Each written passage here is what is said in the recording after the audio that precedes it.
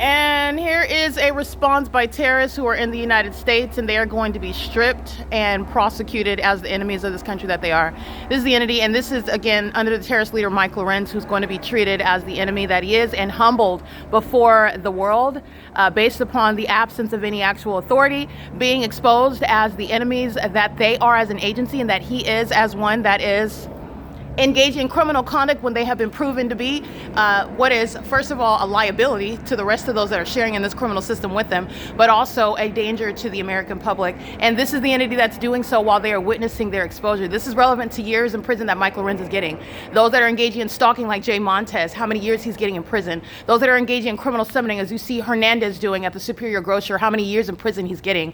How many years in prison all the kidnappers of the Ontario Police who have intentionally done so in furtherance of criminally defaming my character in order to get away with what is ultimately planning my murder and theft of money and property that belongs to me, while it contains a surveillance system in the face of the American citizen that is not ignorant but aware and documenting it. This is showing to the federal government, who is going to review this evidence and make a decision about his liberty, and all of those relevant to gang stalking with him plotting my murder, how many years he's going to prison. This is P.O.C. Is currently, by the way, moments after capturing the fake son. This is directly relevant to what is an unlawful threat, the ongoing documented pattern by those that are stalking under the fake son, like Hadel Shiapani and all the gang members of the Ontario Police, who I do not know, who say my name while they're stalking me on this same street. Remember what the entity is doing at 8 in the morning.